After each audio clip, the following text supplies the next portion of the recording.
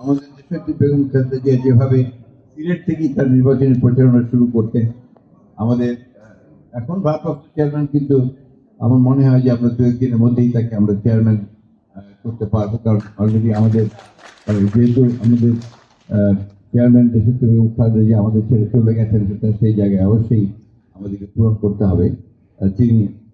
আমাদের প্রত্যাশা, সকলের প্রত্যাশা যে উনি সিলেট থেকেই তার নির্বাচন প্রচারণা শুরু করবেন। যে আমরা যাদের সঙ্গে একসাথে আন্দোলন করেছি, যুগপৎ আন্দোলন করেছি, তাদেরকে নিয়ে আমরা একটা জাতীয় সরকার গঠন করব, এটা আমাদের ঘোষণা আছে, ডিক্লেয়ার, কিন্তু এটা সর্বদলীয় নয়।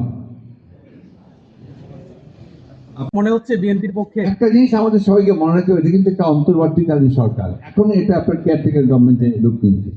এটার পেছনে কোনো আপনার যে বলে যে জনগণের ম্যান্ডেট নাই, কিন্তু এর মধ্যে তারা যে কাজগুলো করেছে সেগুলোকে আপনাকে অবশ্যই তাদেরকে কৃতিত্ব দিতে হবে। তারা ইতিমধ্যেই সনদের আপনার সংস্কারের ব্যাপারে যে কাজগুলো করেছে, এই কাজগুলো বাংলাদেশের জাতীয় জীবনে নিঃসন্দেহে আপনার অত্যন্ত ইতিবাচক ভূমিকা রাখে। এবং আমরা বিশ্বাস করি যে সংস্কারগুলোতে আমরা রাজনৈতিক দলগুলো প্রায় সবাই একমত হয়েছি, সেই সংস্কারগুলো হলে আমাদের রাজনৈতিক যে কাঠামোতে একটা গুণগত পরিবর্তন আসবে, এটা অবশ্যই আছে। মাননীয় মন্ত্রী বলছেন যে আমি সম্পূর্ণ ব্যক্তিগত একটা সফরে আমি আজকে সিলেট সদর আসনে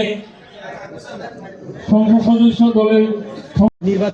নির্বাচন প্রক্রিয়াকে বাধাগ্রস্ত করতে গেলেও আসলে এই ধরনের অস্থিতিশীল ছিলেন যে নানা গণমাধ্যম সহ বিভিন্নভাবে নানা আশঙ্কার কথা শুনছেন,